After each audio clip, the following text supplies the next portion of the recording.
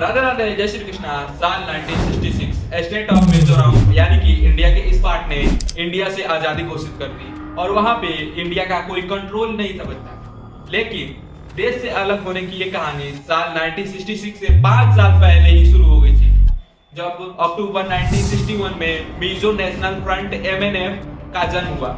उस दौरान Mizo hills Assam India का एक हिस्सा हुआ करता था, जो इस ग्रुप के बर्दाश्त से बाहर था क्योंकि वो अपनी एक अलग कंट्री बनाना चाहते थे। इसी फिराक में 28 फरवरी में 1966 को उन्होंने इंडिया के खिलाफ एक फुल फ्लैश वॉर छेड़ दिया और ऑपरेशन जेरिको लॉन्च किया। इस ऑपरेशन का एक ही मेन एजेंडा था, वो था आज़ादी, और इनका ये ऑपरेशन सक्सेसफुल भी रहा क्योंकि NMF आज के मिजोरम को कब्जा करने के लिए उसके अगले एक दिन इंडिया से आज़ादी घोषित कर दिया। उस दौरान उसी बीच इंदिरा गांधी की नई सरकार भी बनी थी and as we all know उनका ऑलवेज होना इंस्टेंट एक्शन, जो कि हुआ भी क्योंकि जैसे ही उन्हें इस बात के बारे में पता चला तो उन्होंने बिना समय गवाए इंडिया एयरफोर्स को हमला करने का आदेश दे दिया, जिसके बाद 5 मार्च 1966 को IF ने NMF द्वारा कैप्चर किए गए पूरे एरिया पर मशीन गन की गोलियां और बम से बरसात कर दी और फाइनली मिजोरम को फिर से इंडिया का पार्ट बना दिया गया। लेकिन कहानी यहाँ पे खत्म नहीं होती। 1966 का ये किस्सा हमारे देश के इतिहास में हुआ इकलौता एक सेपरेटिस्ट मूवमेंट नहीं है। आज भी भारत में कुछ ऐसे रीजन हैं जो भारत से अलग होना चाहते हैं और दे B quite happy about it. कुछ ऐसे भी रीजन हैं जो हमारे देश के राज्यों यानी कि स्टेट से अलग होना चाहते हैं। तो सबसे पहले शुरू करते हैं उन राज्यों से जिनमें कुछ ऐसे एरियाज हैं यानी कि रीजन है जो उनसे अलग होना चाहते हैं। शुरुआत करते हैं पानू कश्मीर से। ये region union territory Jammu Kashmir से सिचुएटेड है। पानू कश्मीर से मतलब होता है कि हमारा अपना कश्मीर। इस मूवमेंट का सोल एजेंडा एक्सोडस के दौरान भगाए गए कश्मीरी पंडितों के लिए जम्मू और कश्मीर के रीजन में एक अलग और सेफ स्टेट बनाना था। और पानू कश्मीर में हाल ही में बहुत ज़्यादा इंटेंस होने लग गई है क्योंकि कश्मीर में वापस कश्मीरी हिंदुओं का एक्सोडस शुरू हुआ है, क्योंकि नॉर्थ में भी नहीं ये हो रहा है, ये साउथ में भी एक ऐसा रीजन है जो हमारे राज्य से अलग होना चाहता है। वो रीजन है कोलकाता, और ये स्टेट का डिमांड तो तमिलनाडु से आ रही है, लेकिन जिस रीजन की डिमांड हो रही है उस नाम की कोई भी डिस्ट्रिक्ट और जगह तमिलनाडु में मिडिल हिस्ट्री से एग्जिस्ट ही नहीं करते, और इसीलिए ऐसा कोई रीजन एग्जिस्ट ही नहीं करता। तो फिर सवाल ये उठता है कि ये डिमांड आ किस बेसिस पर रहा है। वेल अपेरेंटली ये डिमांड साउथ इंडिया के एसेंट टेक्स्ट संगम लिटरेचर के बेसिस पे आ रही है, और इस टेक्स्ट में बेसिकली कोलकाता नाम के एक सेपरेटेड टेरिटरी होने का मेंशन है, जहां उस समय का कांग्रेट बुलाडा नाम का एक OBC कम्युनिटी रहा करती थी, जो देखा जाए कि आज भी वेस्टर्न तमिलनाडु के एरिया के कॉन्स्टेंटेड है। और बस इसी बेसिस पर ये कम्युनिटी अपना खुद का अलग एक स्टेट ढूंढ चाहता है। पर अभी हाल ही में इस डिमांड की चिंगारी को सेंट्रल गवर्नमेंट ने आग में बदल दिया, जब रिसेंटली उन्होंने कुछ MPs और उनकी नेशनल लिस्ट को इश्यू की। जब इस लिस्ट में तमिलनाडु से बिलोंग करने वाले एड्रेस को कोलकाता मेंशन किया गया। बट यहाँ पे मेन क्वेश्चन इज, एक बार के लिए चलो मान ही लिया इस रीजन को इंडिया में ही रहना है, लेकिन बस सिर्फ अपना एक अलग स्टेट बन करके क्या इंडियन गवर्नमेंट इसे एक स्टेट देना अफोर्ड कर सकते हैं? Well I would say yes. Indian constitution का आर्टिकल 3 यूनियन गवर्नमेंट को ये पावर देता है, और इसी पावर का यूज करके और भी न्यू स्टेट फॉर्म करने के लिए वो 3 चीजें कर सकती है। फर्स्ट, एक एग्जिस्टिंग स्टेट से एरिया क्राफ्ट करके नए स्टेट को फॉर्म कर सकती है। सेकेंड, किसी 2 एग्जिस्टिंग स्टेट को मर्ज करके एक नया स्टेट बना ले, या थर्ड, या किसी एग्जिस्टिंग स्टेट को नाम को चेंज करके उससे एक नया स्टेट फॉर्म कर ले। अब जाहिर सी बात है यूनियन गवर्नमेंट नया स्टेट कभी भी मुंह उठाकर नहीं बना सकती, उसके लिए एक प्रॉपर प्रोसीजर को फॉलो करना पड़ता है। प्रोसीजर जैसे सबसे पहले स्टेट बनाने का प्रेसिडेंशियल प्रेफरेंस एग्जिस्टिंग स्टेट को भेजा जाता है, और इसके रेफरेंस के बाद स्टेट अपने असेंबली में इसे एक न्यू स्टेट बनाने का एक विषय या उसको टेबल करती है, जिससे उस रेजुलेशन को पास किया जाता है, और साथ ही में इंडियन पार्लियामेंट में एक नए स्टेट में बिल को पास करना पड़ता है, और एक फाइनली लीगल इतने मसीबत के बाद एक नए स्टेट का जन्म होता है, जिसे स्टेट रीऑर्गेनाइजेशन कहा जाता है। अब देखा जाए ना तो स्टेट रिओर्गेनाइजेशन ज्यादातर कुछ इन बेसिस पे ही होता है कि for instant number 1 physiography distinct event. State event में फिजियोग्राफी एक बहुत इंपॉर्टेंट रोल प्ले करती है, क्योंकि हर एक फिजियोग्राफी के बेस पे उनकी डिमांड अलग होती है, जिन डिमांड को मदर स्टेट पूरा नहीं कर सकता, और इसीलिए एक नया स्टेट बनाने का फिजिबल ऑप्शन नजर आता है। For example state of Jharkhand and Chhattisgarh दोनों अलग अलग फिजियोग्राफिक रीजन्स है। Number 2, level of economic development. एक रीजन जहां पर एग्रीडेंट क्राइसिस यानी कि एग्रीकल्चर से जुड़े प्रॉब्लम्स हो, इंडस्ट्रियल डेवलपमेंट और इंफ्रास्ट्रक्चर फैसिलिटी भी नहीं हो, उन रीजन से अक्सर स्टेटहुड की मांग होती है, और इसी कुछ रीजन के बेसिस पे गुजरात का सौराष्ट्र के स्टेटहुड का डिमांड करता है। Number 3, resource waste. कई केसेस में रिसोर्स रीजन अलग होने की मांग करने लगते हैं, क्योंकि उनके हिसाब से वो खुद को अलग करके अपने रीजन में और ज्यादा तरक्की यानी कि डेवलपमेंट कर सकते हैं। एंड फाइनली नंबर 4 रीजन है एथनिसिटी। इंडिया में स्टेटहुड की डिमांड एक मेजर रीजन है एथनिसिटी।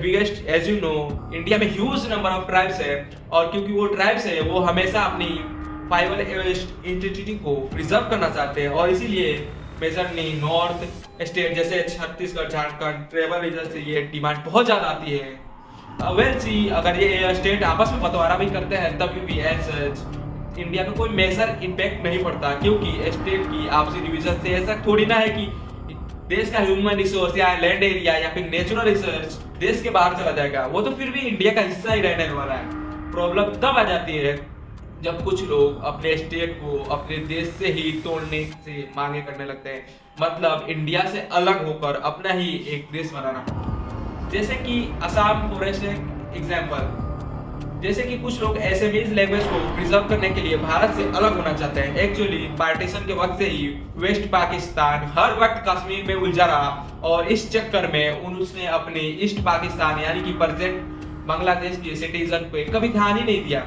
अब इसका रिजल्ट क्या आया कि ये तो हम सब ने देखा, जो लोग इंडिया छोड़ के ईस्ट पाकिस्तान की तरफ माइग्रेट हुए थे, वो बॉर्डर फेंसिंग की कमी की वजह से वो इंडिया में फिर से इलीगली दाखिल होने लगे।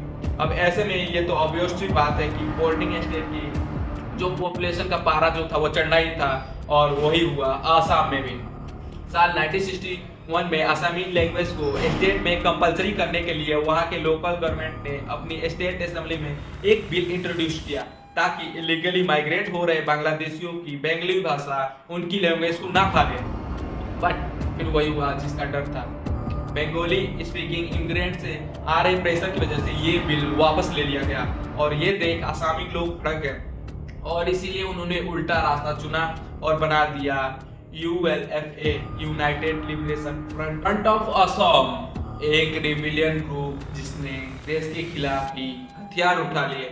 उन्होंने दूसरे देशों में जाकर इंडिया के खिलाफ ट्रेनिंग लेना शुरू कर दिया, जिसकी वजह से ना चाहते हुए भी 1919 में इंडियन गवर्नमेंट को मजबूरन इन्हें टेररिस्ट ग्रुप घोषित करना पड़ गया। लेकिन जब इन्हें सिर्फ बांग्लादेशियों से ही प्रॉब्लम थी तो उन्होंने इंडिया के खिलाफ ही क्यों हथियार उठा लिया? वेल, किसी भी इंसान का कल्चर उसके लिए उसके आइडेंटिटी होती है, और आइडेंटिटी का मतलब आपका माइंड किसी भी कीमत पे उसे प्रोटेक्ट करने की कोशिश करेगा, और यही हुआ आसाम में भी।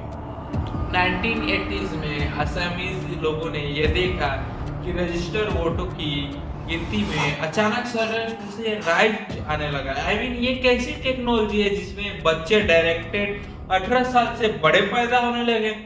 दाल में जरूर कुछ काला है, ऐसा उन्हें लगने लगा। लिटिल विद दोनों असल में पूरी दाल ही काली थी। उन्हें पता चला कि लोकल पॉलिटिशियन जानबूझकर बांग्लादेश को अंदर ला रहे थे और उनका मसीहा बन रहे थे, और फिर उनकी जाली यानी कि फेक डॉक्यूमेंट्स बनवा कर उनके वोट बटोर रहे थे, यानी कि simply put vote bank politics, जो रिसेंटली वेस्ट बंगाल में भी ऐसे एंटी सेंटिमेंट पैदा कर रहा है। यहाँ पे भी सेम प्रॉब्लम है।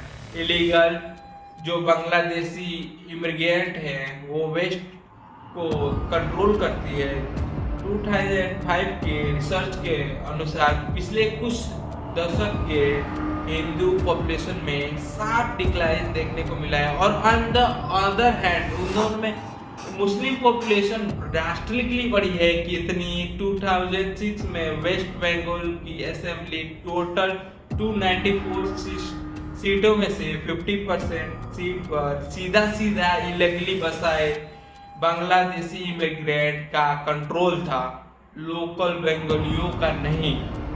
एंड दिस इज सीरियस, क्योंकि ऐसी फॉल्ट लाइन को कई विरोधी देश एक्सप्लॉइट करते हैं। इंडिया को चोट पहुंचाने के लिए आस पड़ोस के कई देशों ने उल्फा ट्रेस को जी तोड़ मदद की, जिनमें से कुछ तो वो भी थे जिससे एक्सपेक्टेड भी नहीं था। फॉर एग्जाम्पल 1986 में उल्फा के लोग नागा रिबेल्स की मदद से कच्चिन इंडिपेंडेंस आलियंस ऑफ म्यांमार के कांटेक्ट में आए, जिन्होंने उन्हें पैसों के बदले इनिशियल मिलिट्री ट्रेनिंग दी, और डिफेंस फोर्सेस इंटेलिजेंस बांग्लादेश की मदद से उल्फा को बांग्लादेश के ट्रेनिंग कैंप्स और पैसों के लिए कई इलीगल और लीगल बिजनेसेस खोलने पड़े। उसके बाद जाली पासपोर्ट छापकर बांग्लादेश में मौजूद पाकिस्तानी हाई कमीशन ने उनके पाकिस्तान जाने का बंदोबस्त किया, और पाकिस्तान में पहुंचते ही आईएसआई ने उनके लिए पाकिस्तान और अफगानिस्तान में high level military training camps बना दिए, और फिर अपनी तरफ से कुछ मिलिटेंट्स को वेपन्स और ट्रेनिंग देने के बाद आईएसआई ने राजीव गांधी की हत्या करवाने वाली श्रीलंकन टेररिस्ट ग्रुप को एलजीटीई की मदद की to the train the ULFA militants. Meanwhile India में ban groups ULFA and LTTE, जो हमारा अच्छा दोस्त माने जाने वाला भूटान, अपने देश में अपने मिलिटेंट बेसिस अवेलेबल करवाए, और आज भूटान के जरिए चाइनीज आर्मी भी मिलिटेंट्स को वेपन कंसाइनमेंट भेजती है। यानी कि ऑल इन ऑल सिर्फ एक फॉल्ट लाइन और इतने सारे देश मिलकर उसे एक्सप्लॉइट करेंगे, उसका फायदा उठाएंगे। उन्हें हम मौका ही क्यों दे रहे हैं? सो अगर पाकिस्तान, चाइना और श्रीलंका एलटीटी टेररिस्ट बांग्लादेश की बात करें तो इनका हम कुछ नहीं कर सकते, बिकॉज इनकी मार ही इलिसिटेड है, और उल्फा और भूटान की कंसर्न को एटलीस्ट साथ बैठकर मिटाया जा सकता था बात विवाद के जरिए, राइट। भूटान की दिक्कत ये है कि उसे उसकी पर्सनल डिसीजन में इंडिया का अननेसेसरी दखल अंदाजी पसंद नहीं है, और उल्फा की बात करें तो उन्हें बस सिर्फ इलीगल इमिग्रेशन से ही दिक्कत थी, जिससे दिक्कत तो इंडिया की एज ए कंट्री होनी चाहिए ना। वेल ये एक ऐसी इशू है जिसपे अगर ऐसी बैठ कर बात किया जाए तो इनके सॉल्यूशन वहीं पे निकल जाते हैं, और एक बार ये इशू सॉल्व हो जाते हैं तो उनकी नेगेटिव सेंटीमेंट इस हद तक नहीं बढ़ जाते कि पड़ोस के देश को मिल करके उसे एक्सप्लॉइट करें। वेल इसी 5 गलतियों से सीखकर इंडियन गवर्नमेंट इसी पर कार्य कर रही है। भूटान की इनसिक्योरिटीज को मिटाने के लिए दोनों गवर्नमेंट के बीच में म्यूचुअल बेनिफिट पे टॉक्स जारी है, और उल्फा का एक faction ULFA pro fed tax on militancy छोड़कर इंडिया गवर्नमेंट के साथ बैठकर इशू को रिजॉल्व करना चाहता है। And this just I like कभी कभार बहुत बड़े बड़े प्रॉब्लम के सॉल्यूशन ऑन द टेबल बातें करके सॉल्व हो जाती है, बट हम लोग हैं कि जो कॉम्प्लेक्सन हो जाते हैं या फिर इन चीज़ों पे ध्यान ही नहीं देते। And this is even true our की लाइफ इज वेल, हमारे लाइफ के भी रिलेशनशिप भी प्रिंसिपल इसी रूल पे चलते हैं ना। विद आई सेड फ्रेंड्स, क्या आपको लगता है कि आगे बातचीत करके ये सारे इशू सॉल्व हो सकते हैं और इंडिया यूनिफाइड ही रहेगा? क्या आपको लगता है कि किसी भी स्टेट की ब्रेक होने के चांसेस हैं? पर आपकी क्या राय है नीचे कमेंट सेक्शन में जरूर लिखना। और आपको इस वीडियो से कुछ भी नया सीखने को मिला तो वीडियो को लाइक जरूर ठोकना। सी यू नेक्स्ट टाइम, तब तक के लिए राधे राधे, जय श्री कृष्ण।